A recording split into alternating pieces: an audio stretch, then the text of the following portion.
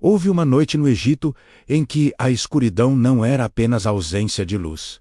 Era uma presença, uma entidade, algo tão denso, tão palpável, tão sufocante, que o texto bíblico usa uma palavra que nunca mais aparece em toda a Escritura.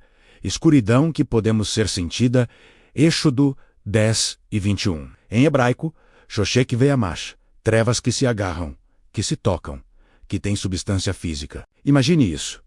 Você acorda e não consegue ver sua própria mão a centímetros do rosto.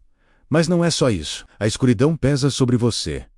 Você a sente na pele como uma mortalha gelada. Você tenta acender uma tocha e a chama morre instantaneamente, como se a escuridão a devorasse. Você grita e sua voz some no vazio, abafada por algo que não deveria ser capaz de abafar som. Você tenta andar, e suas pernas não obedecem, não porque estão paralisadas, mas porque a própria escuridão te mobiliza. Por 3 dias inteiros, o Egito inteiro, menos a civilização mais avançada do mundo antigo, a superpotência militar, a nação que adorava Ra, o Deus Sol, ficou preso em trevas absolutas, e não eram trevas comuns de noite. Era uma escuridão que violava as leis da física, uma escuridão que tinha vontade própria, uma escuridão que escolhia onde habitar, porque aqui está o detalhe que te faz tremer. Ao mesmo tempo, a apenas alguns quilômetros de distância, em Gósen, onde os israelitas viviam menos, havia luz. Luz plena, luz natural, luz que funcionava normalmente. Êxodo 10 e 23 diz: Não se viam uns aos outros, e ninguém se levantou do seu lugar por 3 dias. Mas todos os filhos de Israel tinham luz em suas habitações. A escuridão era seletiva. Tinha fronteiras.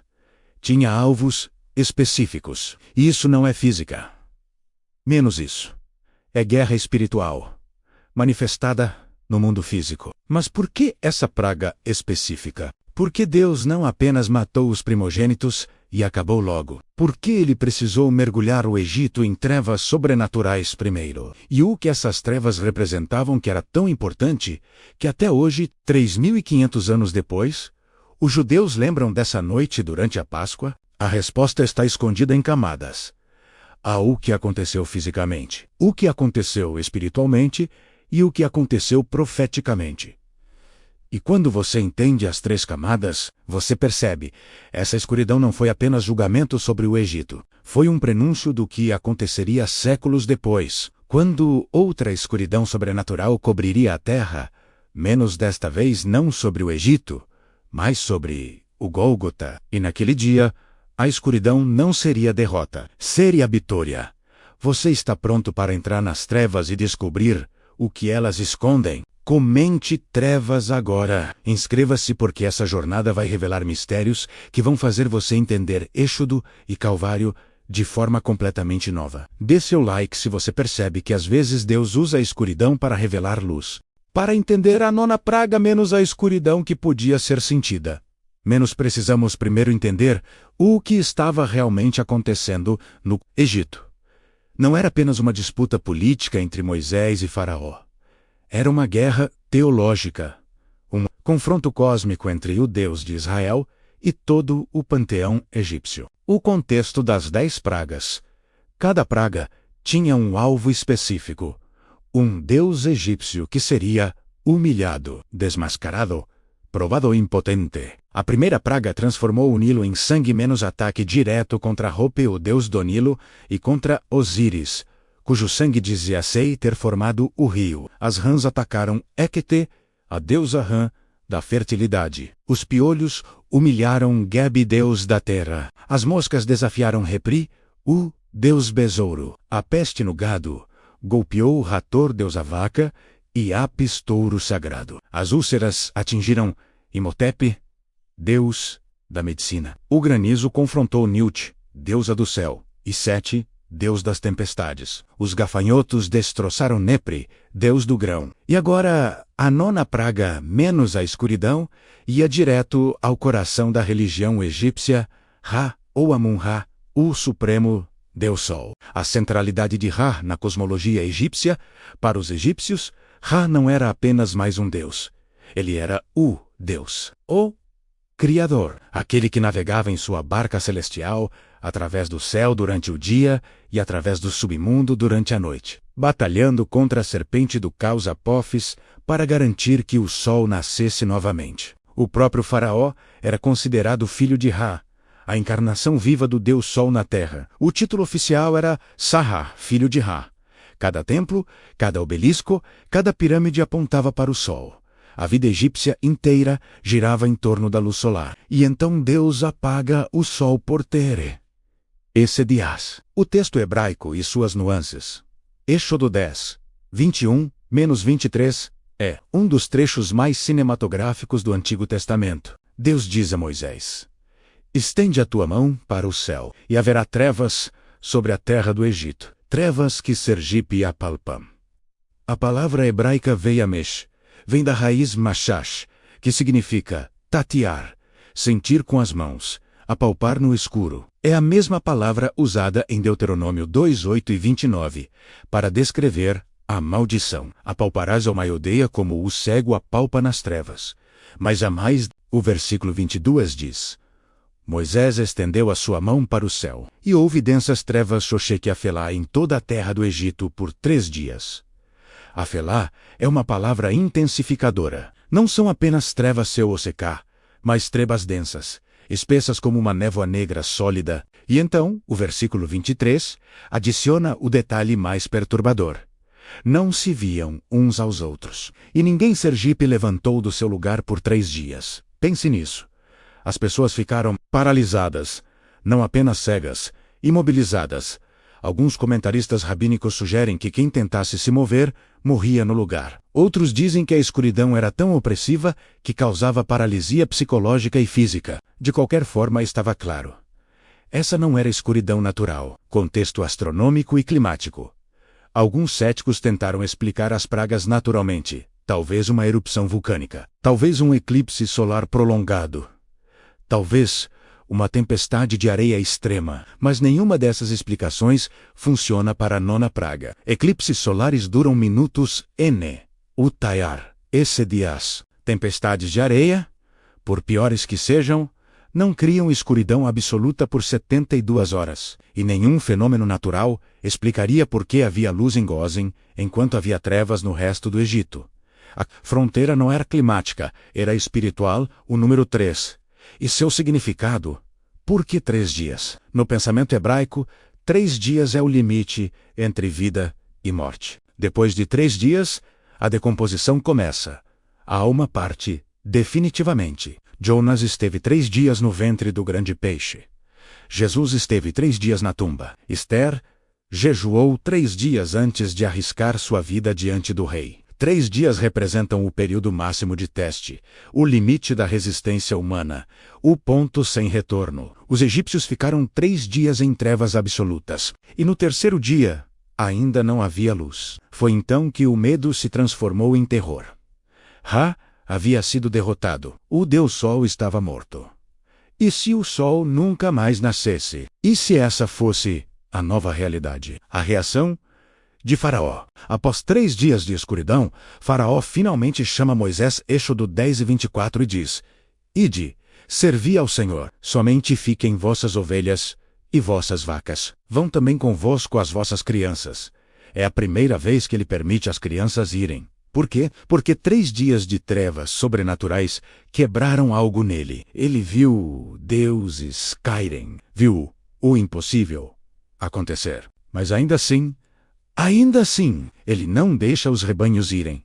E Moisés recusa o acordo parcial. E é aqui que Faraó comete seu erro final. Êxodo 10, 28-29. Então Faraó lhe disse: Vai-te de mim, guarda-te que não mais vejas o meu rosto, pois no dia em que vires o meu rosto, morrerás. Respondeu Moisés: Bem disseste, eu nunca mais verei o teu rosto. Essa seria a última conversa entre eles, antes da 10ª praga, menos a morte dos primogênitos. Comente 3 dias. Se você percebe o padrão, inscreva-se porque vamos revelar o que essa escuridão realmente significava. Dê seu like se você está vendo as camadas proféticas se revelando. Agora, vamos mergulhar nas camadas ocultas dessa escuridão, porque o que aconteceu fisicamente no Egito era apenas a superfície de algo muito mais profundo acontecendo nos reinos espiritual, teológico e profético. Primeira camada: o juízo sobre Ra e a inversão da criação. Quando Deus apagou o sol por 3 dias, ele não estava apenas humilhando um Deus pagão. Ele estava revertendo a criação. Gênesis 1:3-4 diz: Disse Deus: haja luz, e houve luz, e viu Deus que a luz era boa, e fez separação entre a luz e as trevas.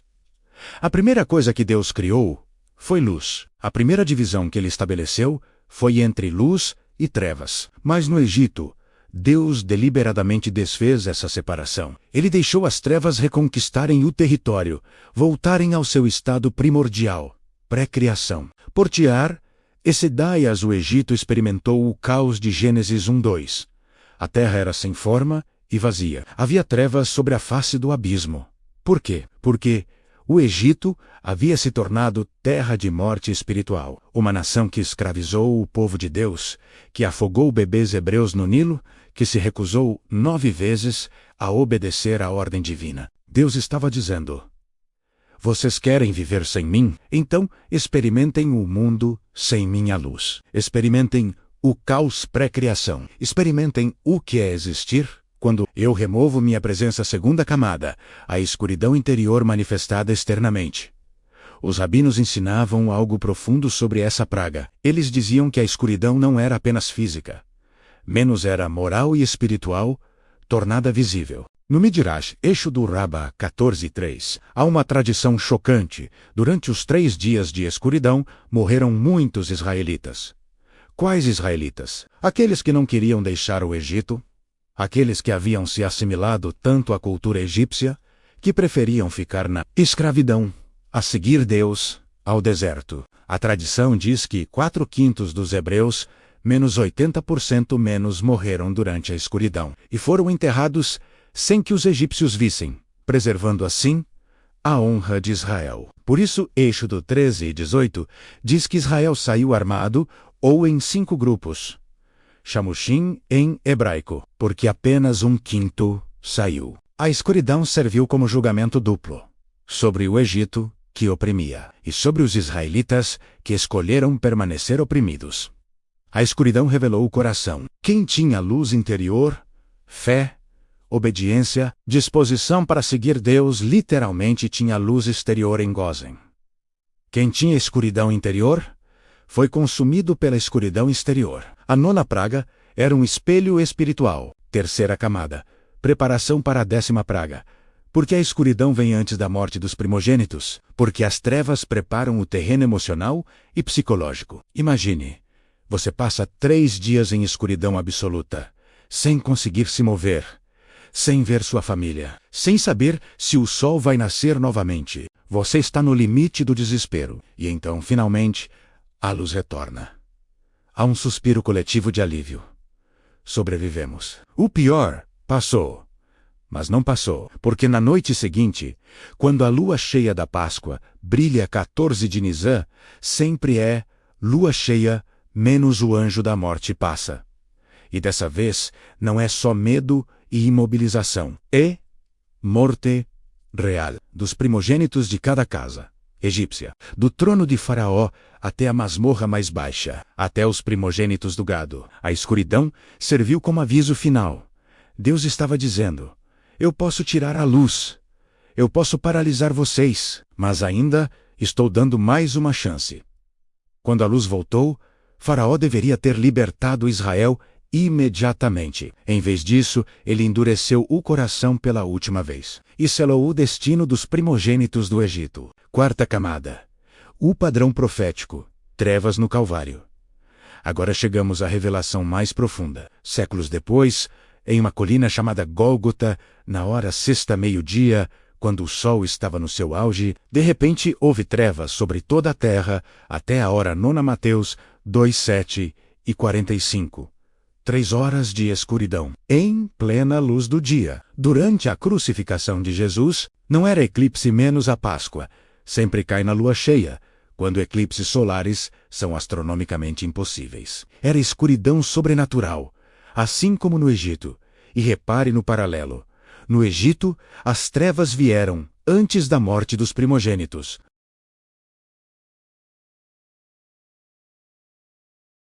No Egito, o sangue do cordeiro nas portas protegeu os primogênitos de Israel. No Calvário, o sangue do Cordeiro de Deus na cruz protege todos que creem. Jesus gritou das trevas: Eli, Eli, lama sabactani? Deus meu, por que me desamparaste? Mateus 2:7-46. Naquele momento, Jesus estava experimentando a escuridão última, separação do Pai. Ele estava levando sobre si não apenas os pecados da humanidade, mas a própria escuridão que nossos pecados criaram. Ele entrou nas trevas para que nós nunca tivéssemos que entrar. Quinta camada, a escuridão escatológica. Mas há ainda uma camada final. O livro de Apocalipse profetiza que haverá trevas novamente no fim dos tempos. Apocalipse 16:10 descreve a quinta taça da ira. Derramou o quinto anjo a sua taça sobre o trono da besta, e o seu reino se fez tenebroso. E os homens mordiam a língua de dor. Trevas sobre o reino do anticristo, assim como houve trevas sobre o reino de Faraó. E depois, no juízo final, aqueles que rejeitaram a luz do mundo serão lançados nas trevas exteriores. Mateus 8:12, 22:13, 2:5-30, onde há choro e ranger de dentes. O destino final dos que escolhem viver sem Deus é viver para sempre na escuridão que pode ser sentida, não como punição arbitrária, mas como consequência natural. Quem rejeita a luz escolhe as trevas. A escuridão do Egito não era só história, era profecia, era sombra do que viria, era aviso do que ainda virá. Era promessa para aqueles que têm a luz: as trevas nunca prevalecerão. Comente luz se você entende que Jesus entrou nas trevas por você. Inscreva-se porque vamos revelar o que os rabinos ensinavam sobre essa escuridão. Dê seu like se você está vendo Êxodo e Evangelho se entrelaçarem. Os sábios de Israel nunca leram a história da nona praga como mero registro histórico. Para eles, cada palavra, cada detalhe carregava mundos de significado, e sobre a escuridão que podia ser sentida, eles tinham ensinamentos que vão te fazer ver essa praga com olhos completamente novos. O Midrash e a natureza da escuridão. No Midrash, Tanshuma, Bio 1, os rabinos fazem uma pergunta intrigante. Como pode a escuridão ser sentida? Escuridão é a ausência de luz, não é uma substância. E então, eles respondem com algo profundo. Esta não era escuridão comum, era escuridão do Gehinnom, referência ao inferno, ao lugar de julgamento espiritual. Era, literalmente, trevas infernais manifestadas na terra. O Egito experimentou por 3 dias o que aguarda os ímpios na eternidade. Outro Midrash, Êxodo Rabba 14:2 ensina que a escuridão tinha camadas. Nos primeiros 3 dias, havia uma escuridão que impedia a visão. Se houvesse uma segunda fase de 3 dias, alguns rabinos interpretam assim: seria uma escuridão tão densa que impediria movimento. Ninguém se levantou do seu lugar. Primeira camada, cegueira. Segunda camada, paralisia. Era escuridão progressiva, cada vez mais opressiva. A tradição dos israelitas que morreram nas trevas. Esta é uma das tradições mais controversas, mas profundamente significativa. O Midrash, Tanshuma e outros comentários rabínicos afirmam que durante os 3 dias de escuridão, os israelitas que se recusavam a deixar o Egito, que amavam mais a escravidão conhecida do que a liberdade desconhecida, menos morreram e foram enterrados sem que os egípcios vissem. Por que Deus faria isso? Para que os egípcios não dissessem: veja, eles também estão sendo julgados como nós. Rashi, o grande comentarista do século XI, explica: havia ímpios entre Israel que não queriam sair. Eles morreram durante os 3 dias de escuridão.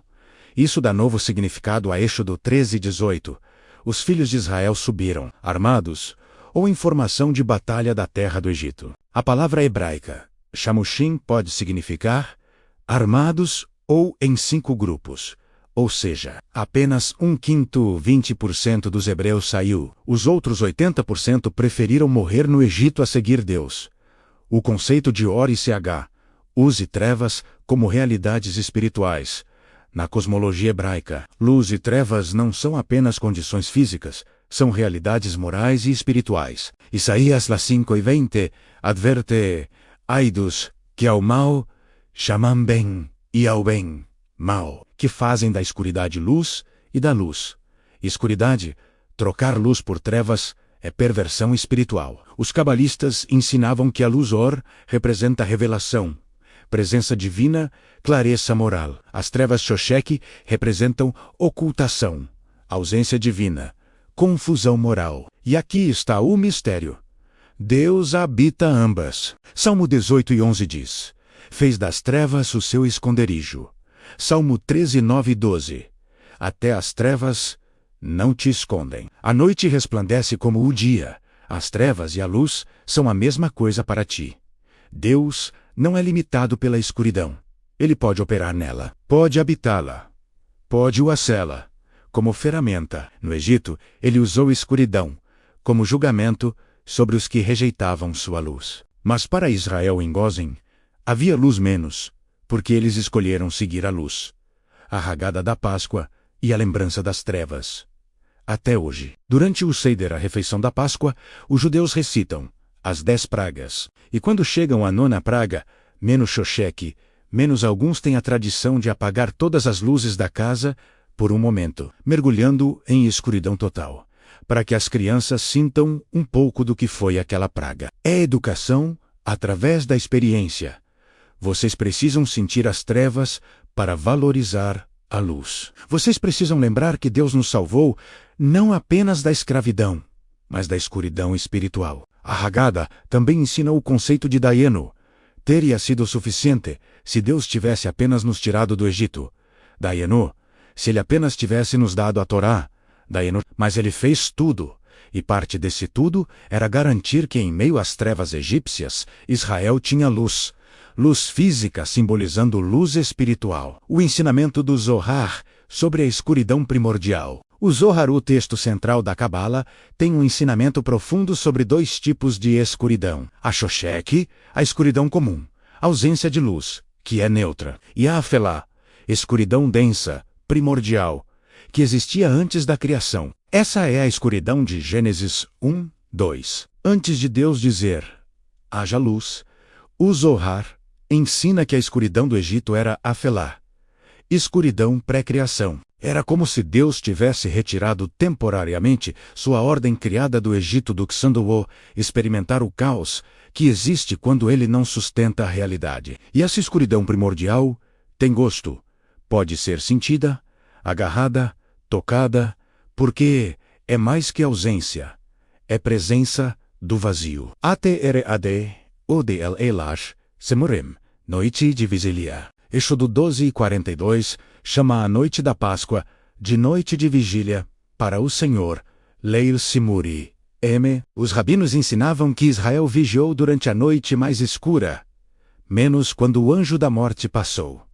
Eles não dormiram, ficaram acordados, atrás das portas marcadas com sangue, comendo o cordeiro, esperando a libertação. Essa tradição de vigiar nas trevas se tornou padrão espiritual. Jesus vigiou no Getsêmani durante a noite mais escura de sua alma.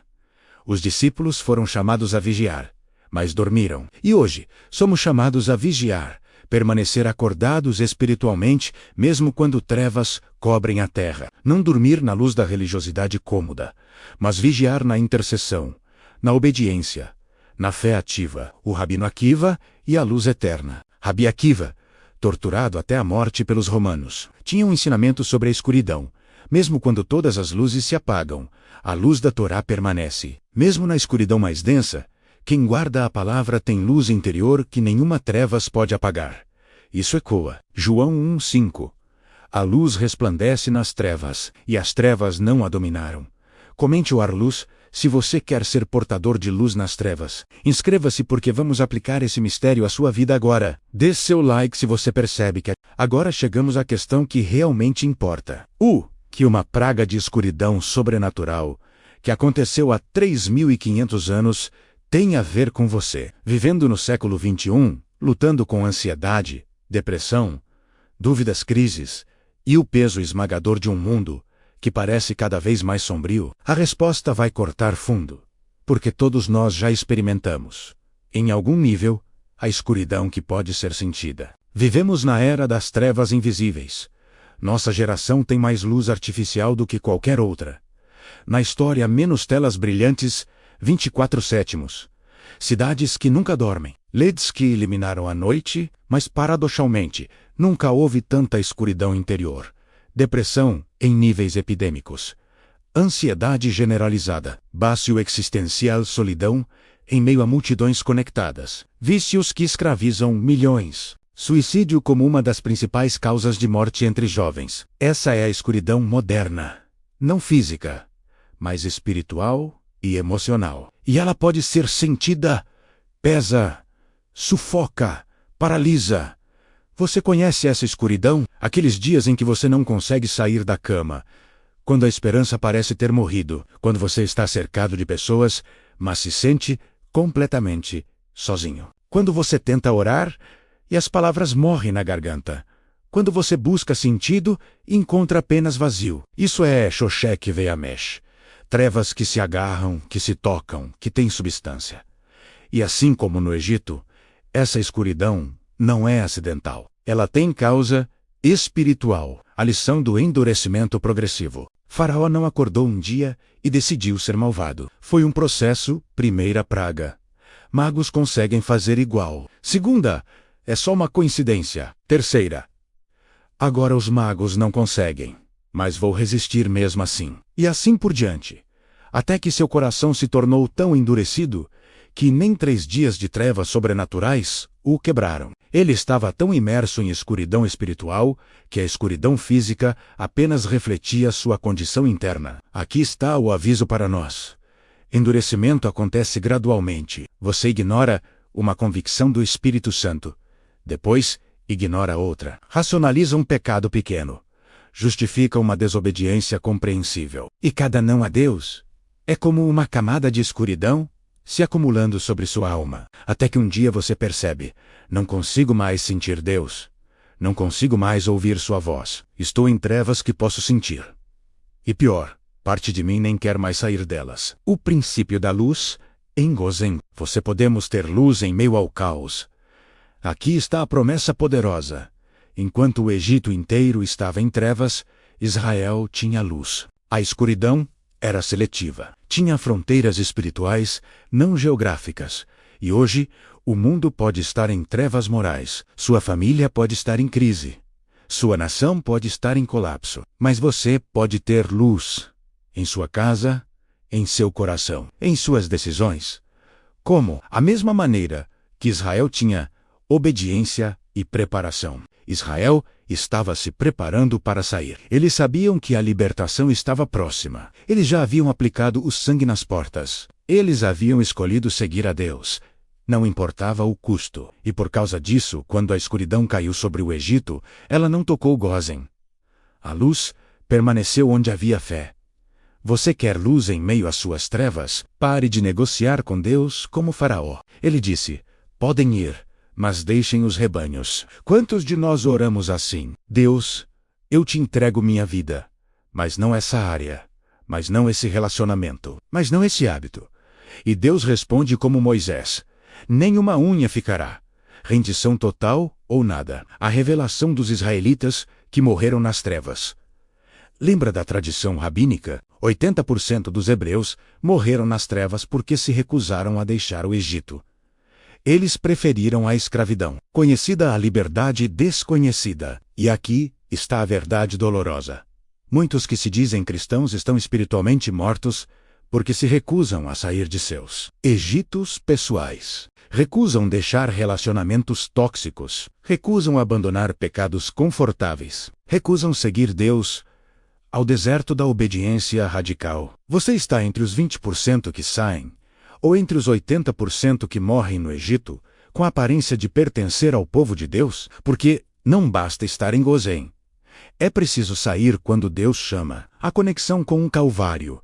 Jesus entrou nas suas trevas. Quando Jesus pendia na cruz e as trevas cobriram a terra, ele estava experimentando a escuridão que você merecia. Ele estava levando sobre si o peso de cada mentira que você contou, cada lascívia que você alimentou, cada ódio que você guardou, cada ídolo que você adorou, e naquelas 3 horas de trevas, ele foi separado do Pai, menos a escuridão última, para que você nunca tivesse que experimentar isso. Por isso Paulo declara em Colossenses 1:13, ele nos libertou do domínio das trevas e nos transportou para o reino do Filho do seu amor.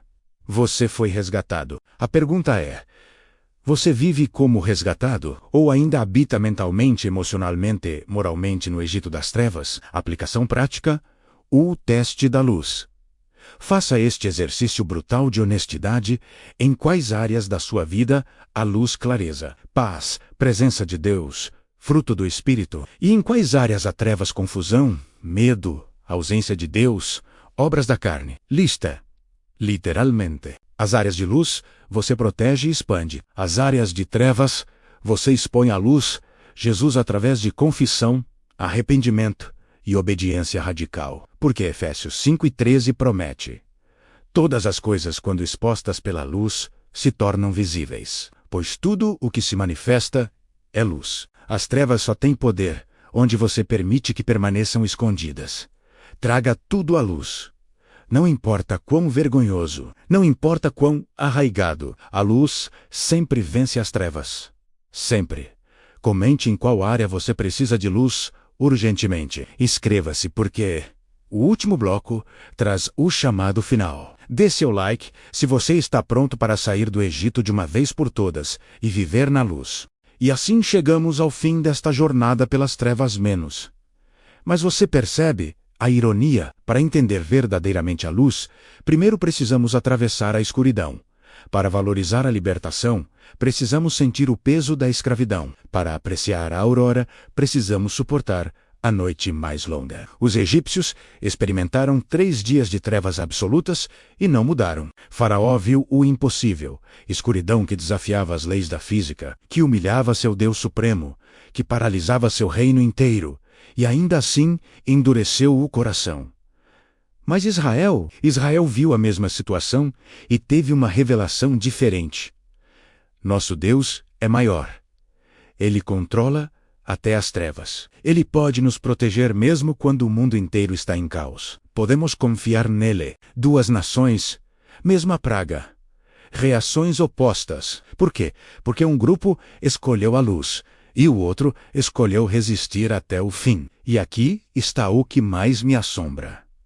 Depois das trevas veio a 10ª praga, menos a morte dos primogênitos. Faraó teve 9 avisos, 9 oportunidades de se arrepender e desperdiçou todas até que perdeu seu filho. Até que a morte finalmente quebrou o que as trevas não conseguiram. Quantos avisos Deus já te deu? Quantas vezes Ele permitiu trevas em sua vida, menos perda de emprego, fim de relacionamento, crise de saúde, deserto espiritual, não como punição, mas como última tentativa de te acordar, de te fazer largar o Egito, de te levar para a liberdade? Porque aqui está a verdade brutal. Deus prefere te levar pelas trevas à liberdade do que te deixar confortável na escravidão. Ele prefere te quebrar temporariamente a te perder eternamente. As trevas não são o fim, menos são o meio. São a ferramenta que ele usa quando todas as outras falharam. Mas há algo mais, algo maior, esperando do outro lado das trevas, porque a história não termina com a 9ª praga, nem com a 10ª, ela continua até o Mar Vermelho, onde Deus abre caminho através das águas. Então, vem o Sinai, onde Deus desce em fogo e fumaça, outra forma de escuridão, para entregar a lei. E então o tabernáculo, onde Deus habita em uma nuvem, menos escuridão, que contém glória. E isso nos leva ao próximo mistério que vamos explorar: a nuvem que guiava de dia e ardia de noite. O segredo da presença oculta. Porque depois que Israel saiu do Egito, Deus não os guiou com claridade absoluta e instruções em letras garrafais no céu. Ele os guiou com uma nuvem durante o dia que obscurecia a visão, mas dava sombra do calor, e uma coluna de fogo durante a noite que iluminava. Mas ainda era misteriosa. Por quê? Porque Deus não quer seguidores que precisam de GPS divino a cada segundo. Ele quer seguidores que confiam mesmo quando não entendem completamente. A nuvem tinha camadas de mistério. Era escuridão e luz ao mesmo tempo. Era proteção e mistério. Era presença e ocultação. E dentro dessa contradição aparente está um dos segredos mais profundos sobre como Deus opera em nossas vidas. Ele se revela enquanto se esconde. Ele ilumina enquanto obscurece. Ele guia enquanto testa nossa fé.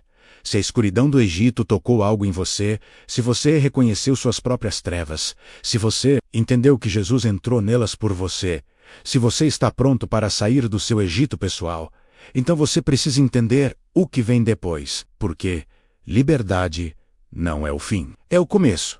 E o começo é aprender a seguir a nuvem. Moisés passou 3 dias em trevas antes de libertar Israel. Jesus passou 3 horas em trevas antes de libertar a humanidade. E você, suas 3 dias, ou 3 horas, ou 3 anos de trevas não são maldição, são preparação. Do outro lado está a liberdade. Do outro lado está a nuvem que guia. Do outro lado está a jornada para a terra prometida. Mas você precisa sair primeiro. Precisa deixar o Egito. Precisa atravessar o Mar Vermelho. Precisa seguir a nuvem, mesmo quando não entende completamente para onde ela te leva. Comente eu saio. Se você está tomando a decisão de deixar seu Egito agora. INSCREVA. Imediatamente e ative o sininho para não perder. A nuvem que guiava de dia e ardia de noite será postado em breve e vai te ensinar a seguir a Deus, mesmo em meio ao mistério. Dê seu like para que mais pessoas descubram que as trevas não são o fim, mas o portal para a liberdade. E compartilhe com alguém que está em trevas e precisa saber que há luz do outro lado, porque a escuridão que podia ser sentida no Egito foi vencida pela luz, que não podia ser apagada em Gósen. E essa mesma luz, menos a luz do mundo, Jesus Cristo, está disponível para você agora, neste exato momento. Não importa quão densas sejam suas trevas. Não importa quanto tempo você esteja paralisado. Não importa quantas vezes você endureceu seu coração. Ele ainda está chamando. Sai, deixa tudo, segue-me. Eu serei tua luz, tua nuvem, teu guia, teu libertador. A pergunta não é se Deus pode te tirar das trevas. A pergunta é: você está disposto a sair? Até o próximo mistério. Que a luz brilhe em tuas trevas. E que as trevas nunca a vençam. O povo que andava em trevas viu grande luz. E sobre os que habitavam na região da sombra da morte, resplandeceu a luz. Isaías 9:2. A jornada continua. As trevas foram desvendadas. E você nunca mais temerá a escuridão da mesma forma. Porque agora sabe, mesmo ali, especialmente ali, Deus está operando. Maranata, vem! Senhor Jesus, vem com tua luz.